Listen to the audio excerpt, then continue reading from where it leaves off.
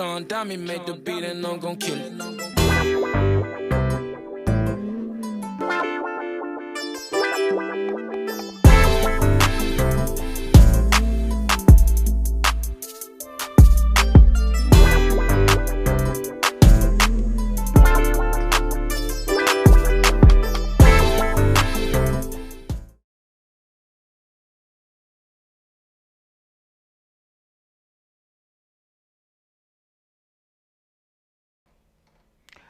My name is Anthony Johnson, aka Ezel AJ Johnson, the comedian.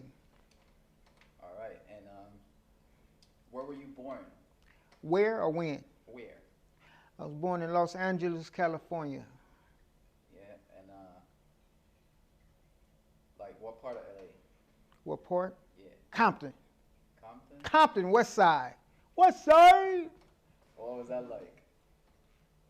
What was that like? What was it like growing up over there? Man, it was crazy, man. You know, you have to go for yours, get what you can get when you can get it. So I got it.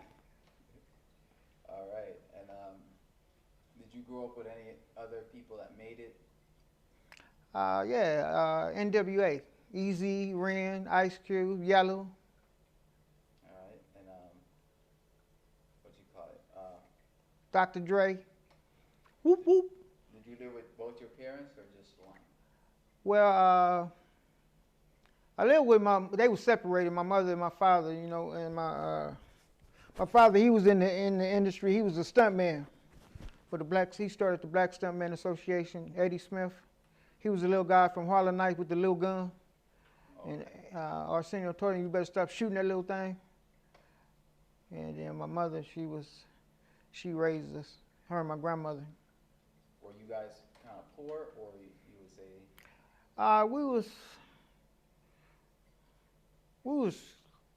We made it. We wasn't poor, but we wasn't rich.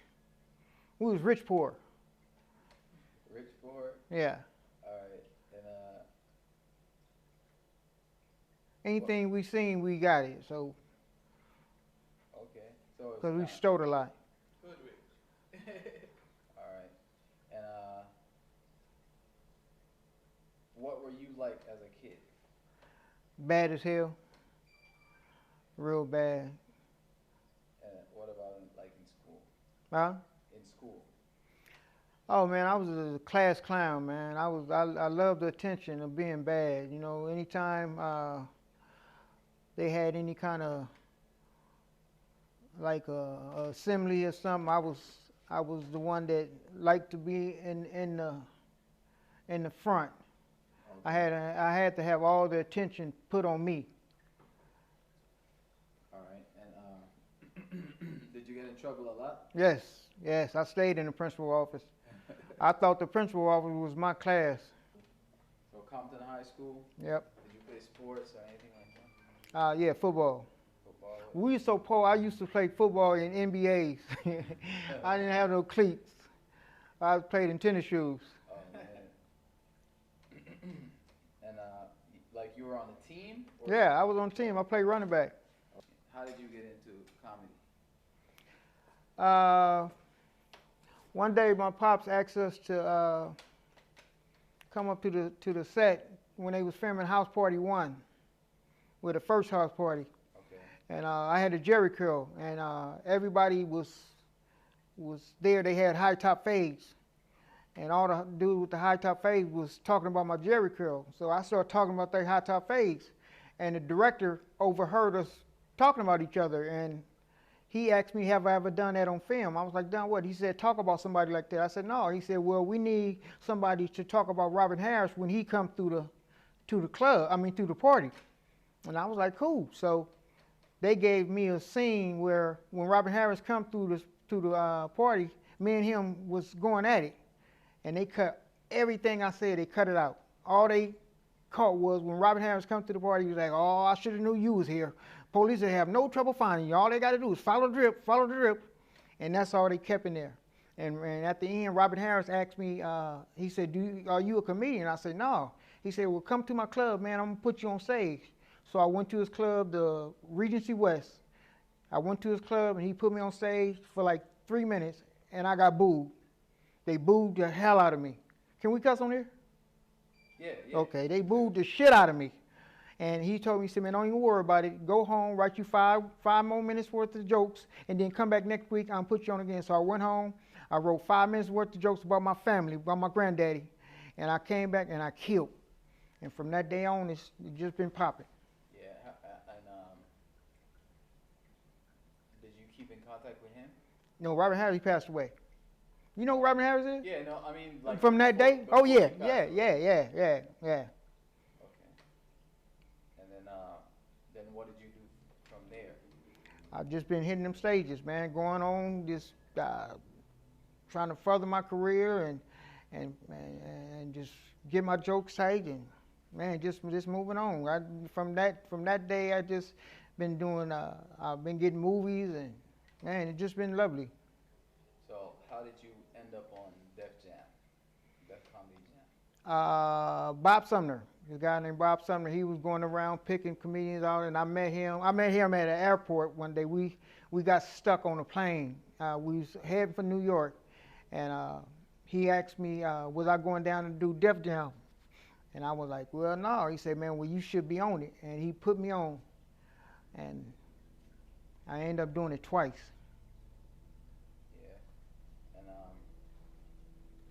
do you remember, you said you remember your first time going on stage. Do you remember the first time you went on stage and, like, killed it? Like, did it? The first time I went on, Martin was hosting. And I did this one joke that Martin loved.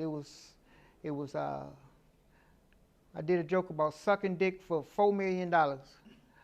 And I asked the audience, I asked the guys, would y'all suck a dick for $4 million? And they lied and talking about, no. So you're a goddamn lie, because I sucked the shit out of dick for $4 million. So you got to give me $150,000 just to stop. And then I asked the females, I said, females, how many of y'all would suck a dick for $4 million? They were like, oh, no, not me. And I said, bitch, you lying. You sucking dick for Happy Meals. And then Martin came out and said, he like, well, he said, if I suck your dick, I got to kill you. And he just took that joke and ran with it. And that shit was so fucking funny. So, yeah, and then Martin, that was the first time he seen me on stage. Because Martin didn't even know I really did comedy. But he was like, man, you funny as fuck. Keep it moving. And yeah. And what kind of doors do you think, like, Def Jam opened up for you? Def Jam opened up a gang of doors for me. From Def Jam, I got How to Be a Player, Players Club, Fridays, BAPS. I got to hook up because that's when Dr. Dre came and told me this. See, the thing about it, he wanted me to play Eazy-E, to clown Eazy-E, but then this when Eazy-E was living. Then Eazy-E called me and said he wanted me to do it in his video to show everybody that really wasn't him, because everybody really thought that was Eazy-E, that I was Eazy-E. But then if you look at Eazy video, I came back and played Eazy, but then Suge told me that I couldn't do it. This nigga called me to his office and put a gun on me and told me I couldn't do it. So if you ever look at Eazy video, at the end part, that was Arnez J playing Eazy. Because the nigga put a gun in my head and told me I couldn't do it. I said, bro, I'm a comedian. What you gonna pay me not to do it? This is my livelihood, man. I'm not into that death row, whatever Eazy and them, I'm not into that. I'm just trying to make me some money so I can pay my rent. But they put a gun on my head and told me I couldn't do it. So I didn't do it. I done seen Suge do so much stuff, man. I don't even want to get into that. I done seen that boy do some I mean, to pull a gun on a comedian and tell him not to do a role in a video, that's stupid. Because you don't get along with them, you gonna put a gun on me over a video? Oh, that's deep. And it was like about 9 dudes in the room. What, y'all finna jump me over a video? Come on, man. Yeah, I'm just trying to make it funny. I ain't trying to start no fight. He got mad at me too, because I did a joke about him on Def Jam. Oh, man. I said, What was that joke? I said everybody mad at Pac, cause Pac going around here fucking bitches in the ass. I said Pac, what I said? I said Pac. I said you should have known what Pac was doing, cause he kept telling y'all. He run around there, run behind you, and you look down and you say, bitch, didn't I say keep your head up? And then he got mad at me. He seen me, he said, man, what the fuck's wrong? Why you making these, saying I'm fucking bitches in the ass? I said, Pac, what the fuck, man? You disrespect your mama and shit on the radio? What the fuck you mad at me for? Man, you just keep my name out your mouth, nigga. I'm like, God damn. Now what, you gonna make a record about me? These niggas be getting seriously mad over these jokes. Yeah. And we was at the strip club too when we was fussing. I'm like, all right, man, all right. Ice Cube, he called me, told me he had a role he wanted me to play. He did it twice. He said, well, matter of fact, Tommy Davidson was supposed to play Ezell, but he couldn't do it, so Cube gave it to me, and then he said he got another role. He finna film this movie. He said, I'm finna film this movie called The Players Club, and I want you to play Lil Man, the bouncer, at the door. And I was like, well, fuck it. So he gave me that role too, but then I was supposed to be in the next Friday, but me and Q sat down, we had a meeting, and called me to his office. We had a meeting, and we came with the price. We negotiated on the price. Everything was cut, solid, done, finished, over with. 2 weeks later, the motherfucker shooting a movie. I'm like, hey, Q, what's happening, Grandma? Oh man, couldn't do it. I'm like, all right. Yeah, I mean, but we just had a meeting 2 weeks ago. I thought everything was finalized. I'm like, wow. And then they get the other comedian to play the role. I probably gave him like $2,000. Bernie Mac's the shit. Bernie Mac is the shit, man. I love that boy. Bernie Mac's the shit. But you know who else I got to work with, Nick? Halle Berry. Oh, yeah. Halle Berry. And Babs, right? And Babs. Can you know too many people say that? Can you comedians say that? What was that like? Man. But Pierre got to kiss her. Oh shit. Is she that fine in person, or is that all makeup? Huh? Is she that fine in person? Halle Berry is gorgeous. With or without makeup on, she is gorgeous. And what was her like? Her attitude like? Man, she's real people. She real people. When I met P said he was looking for me. He said, because I knew this dude named Jeff Clonagan. And Jeff Clonagan told me that Master P was looking for me. And when he met me, he said, man, I got this script called I Got the Hookup. I was doing it. He wanted me to do I was doing Master P video. Holla if you hear me. And he said, I got the script, man. I want you to read it and tell me if you want to do it. So he gave me the script. I read it. I said, hell yeah. So we did I Got the Hookup. And that's how I met P. And how was, I mean, what was it like working with Master P, man? That's like one of my idols that I look up to. Fucking lovely. I love Master P. Master P gave me that script. He said, man, I don't want you to feel that you are stuck to the script. He said, I seen how you work. Just take the script, just stick to the base of the other script, but you can take them lines and run with them. He said, I know you ad-lib, so just go with it, do what you got to do, and just make it funny. So half that damn movie, I ad-lib, damn near everything in there. And me and P just got along great, so. So did you ad-lib Bitch Be Gone?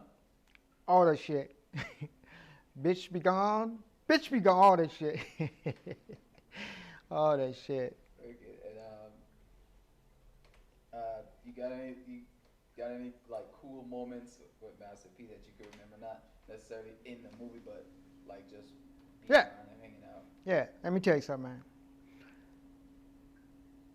We was working on a movie and my house got broke into. I had went out of town. I came back and somebody broke in my house. It was my apartment. I didn't have a house at the time, my apartment.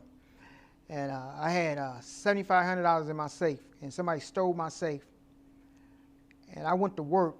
I went to work that morning, and I was feeling fucked up. And people were like, man, what's wrong? I said, man, I fucking broke in my house, man.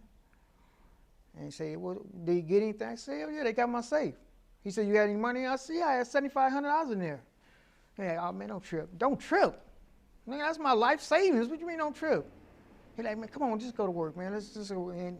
Because Pete know when I usually come to work, I be jumpy, just happy, just bouncing around and shit.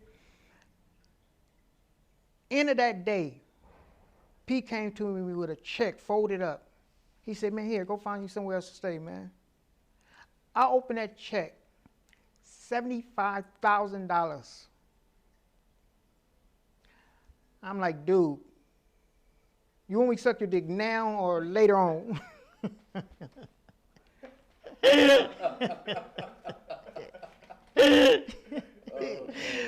So, man, yeah, I went to go get me a house, man. I went to go get me a house, and, man, Pete cool in the motherfucker, though.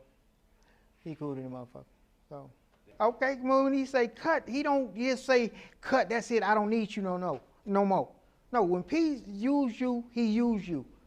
When it's over, he still talk to you, he asks you how you doing, asks you what you got going on. So like certain names in the industry, I ain't gonna mention your name, true, but I ain't gonna say nothing. Did you like suffer like, cause I could remember like when Snoop signed to Master P, like he took a lot of bad shit from people and like the industry about getting on, you know? You like what? Getting signed by, remember when he signed Snoop? Mm-hmm. It seemed like a lot of people didn't like that, and people like gave it like a bad fucking, you know, like Yeah. like they hated on the deal. Did you get that same kind of vibe from people? Yeah, that's why when I got the Hook Up Comedy Jam, and I got on stage, and I said, the motherfuckers mad at me because I hooked up with P. I said, fuck y'all. Fuck all y'all. Whoever don't like P, fuck y'all. P is my nigga.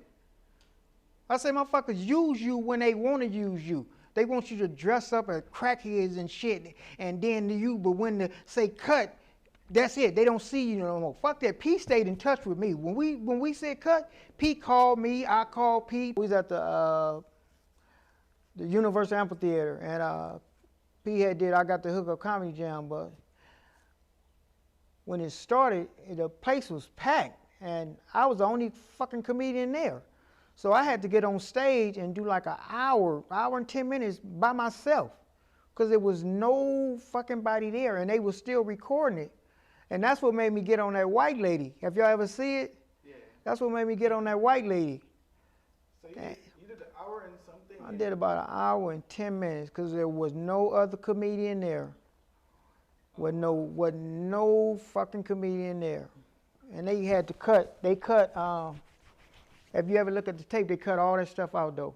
Yeah, I noticed that. Yeah, they cut all that stuff out. I did like an hour and 10 minutes on stage before I brought the first comedian up. Yeah, I was drunk as shit on stage. So it didn't even seem like an hour and 10 minutes. It seemed like I was up there for like about 15, 20 minutes because I was drunk as shit.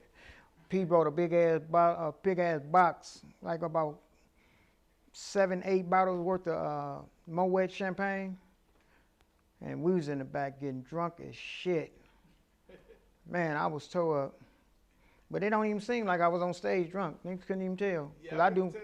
I do my best work when I'm drunk. I don't drink no more though. I ain't had no drink in like 6 years, so. But yeah, I used to do my best work when I'm drunk. Oh, that's good, man. Yeah, so yeah. Good. I don't drink no more because I got 5 DUIs, so. Oh. Yeah. Oh, man. Yeah. If I get caught again, I'm going to the pen for 20 years, nigga. For real? Lucky I didn't get my last DUI, man. They was finna send me to the pen for 20 years, but I got that white lawyer, Tom Mesro, with the white hair, he defends everybody. Michael Jackson, fucking Beretta, the O.J. Simpson, that white dude with the white hair. Yeah. Tom Mesro, he good as fuck. Good as fuck. That nigga, they sent me to the pen for 20 fucking years. And I got that nigga, he got me off for 3 years in the pen. By the time I made it to the pen, I only had to do 3 months. That motherfucker, he good as fuck. So how long you been out? I got out in 2000. I got out 2010. I had to I was on home supervision from 2010 to 2013. Cause 2010 I couldn't go nowhere. I had to stay in the house. I couldn't do no comedy. I had to be in the house at 8 o'clock. So that's like house arrest? Yeah. So I couldn't do nothing. So and I had to stay on there to from 2010 to 2013, and I just now started coming out in 2013. But the goddamn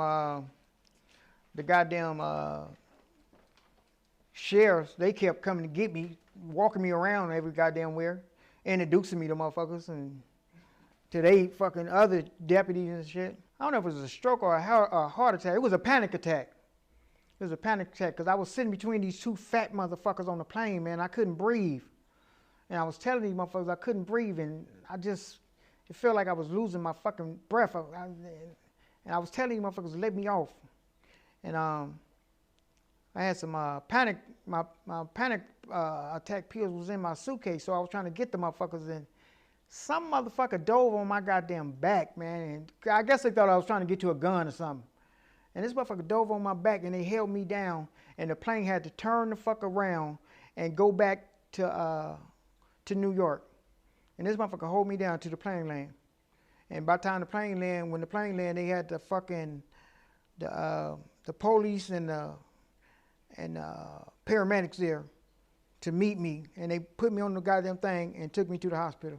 I got 11 toes. No, I'm bullshitting. No, man, I ain't got nothing. What the fuck? I'm gonna tell y'all something that nobody else knows. You have any kids? Yeah, I got 3 daughters and 5 grandkids. Yeah, my granddaughter, Denise, she done been here before. That little fucker done been here before. Yeah. I mean, it's her and my little grandson, little Willie. Them motherfuckers just be rapping and singing and fucking dancing and begging for goddamn money. She done been here before though. She gon' be in the industry. I think her and Lil Willie. I have a brother, with 2 brothers and 3 sisters. They cool. My brother, he do comedy. His name is Peanut. He out in Texas right now. My sister, one of them staying. One of them's a nurse. One of them staying Nicholson Garden. She's a nurse.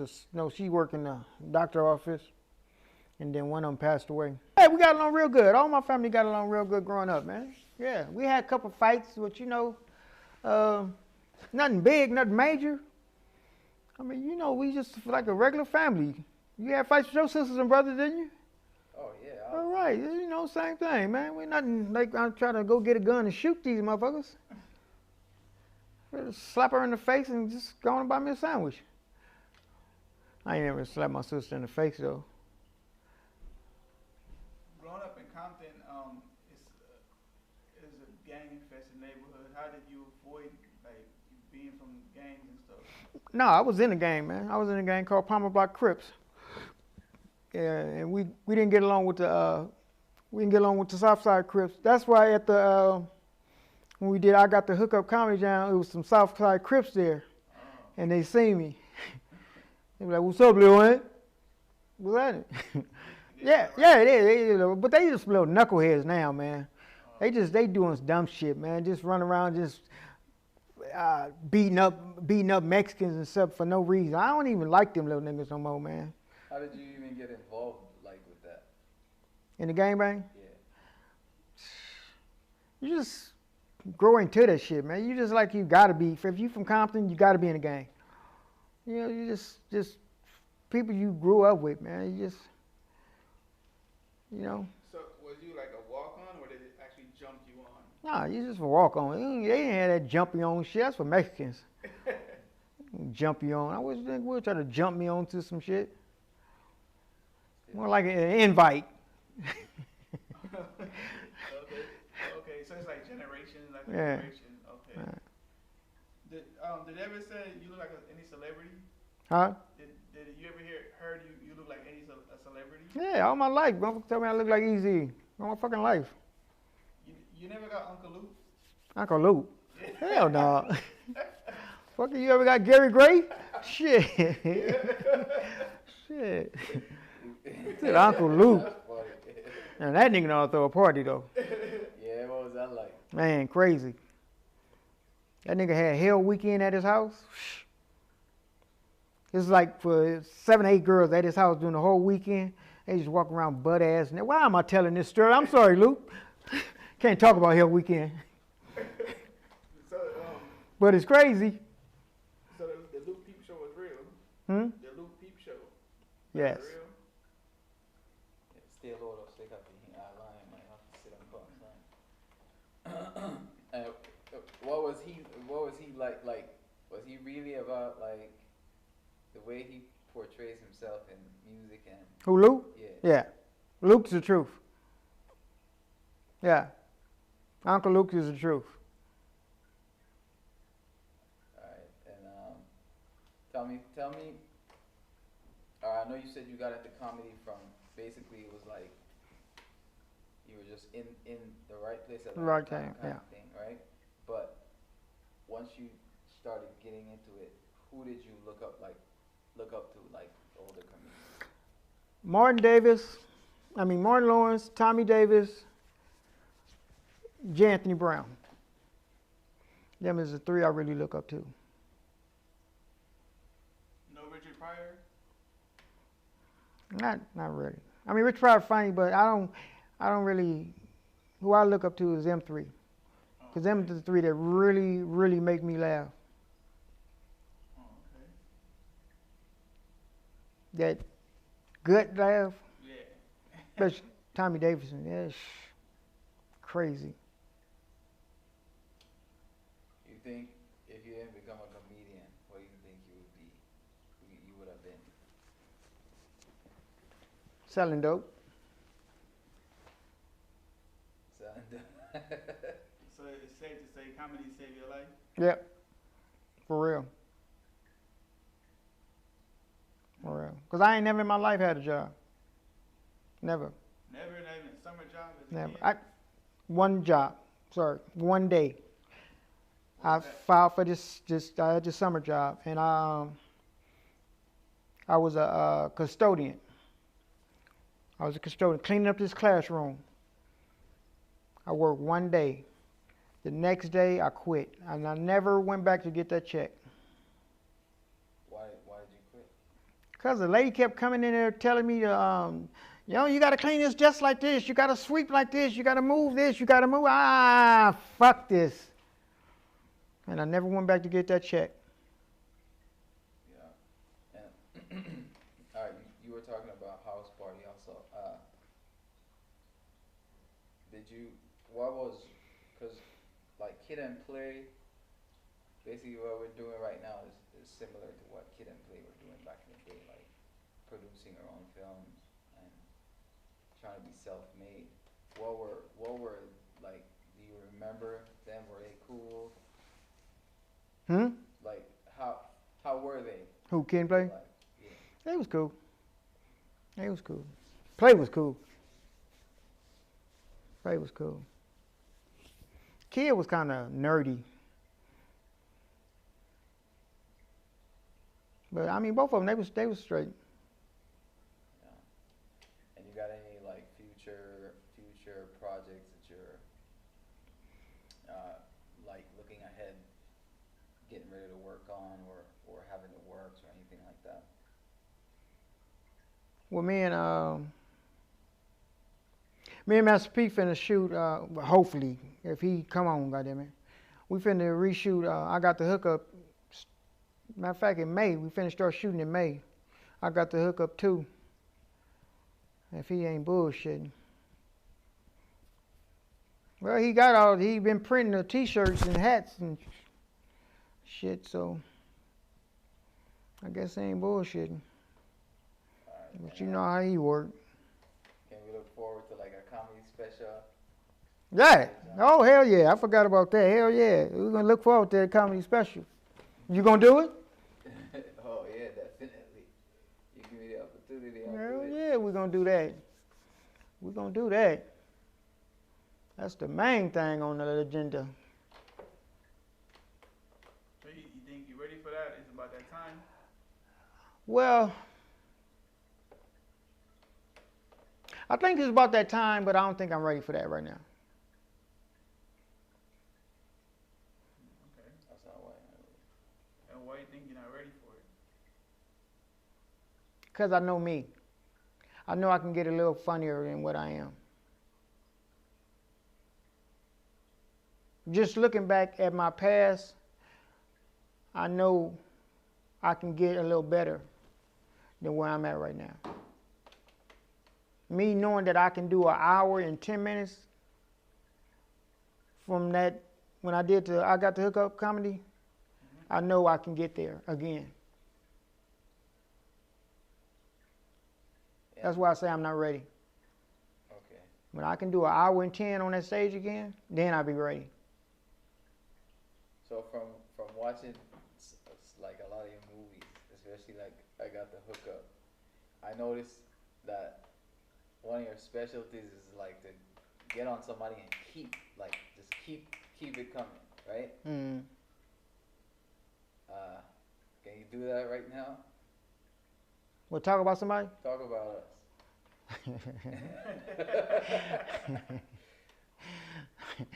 I ain't gonna do that, man. I ain't gonna do It's that. cool. No, I ain't gonna do that. Was that like something that you did on purpose, or was it like something requested by the directors? When I be talking about people? Yeah, like, cause I just noticed like they'll just keep, especially Master P. He kept like so many takes of you just like. Oh, when you talking when I was doing that, and I got the hookup? Yeah, like you're like, I'll be there with the bow tie. No, that was something I made up, man. Cause we was shooting the scene, and I did it 2 times at first, and then Pete said, man, you got some more? I said, yeah, let me just keep going with it, and I just kept going with it. They cut a lot of them out though, cause I was in there with all kinds of stuff. That's what I'm saying. He just let you be loose with the script, man. Yeah, no, I like that. I like that style of like just keep coming up with something different all the time. Yeah. Same subject.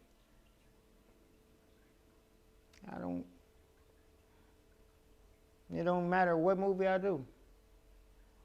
Little kids call me Ezel. They probably wasn't even born when that movie was shot.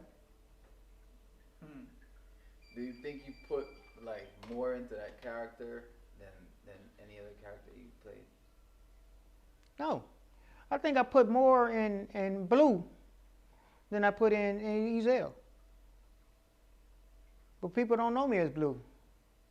There's some people, every now and then, some people call me Blue. Every now and then. So, since Ezel stand out so much, have you ever thought about doing a movie where you just like Ezel is a star? Yeah, of the movie? I've been thought about that. That's the idea for your movie? Yeah, Oh. but I don't think Cuba let me do it. What movie you most known for? Fridays, Friday? Ezel. That's what I'm saying. I don't care what movie I do, I'm gonna always be Ezel. And I wasn't even in the movie that long. That character just Stand out. stand out. The beat and I'm gon' kill it.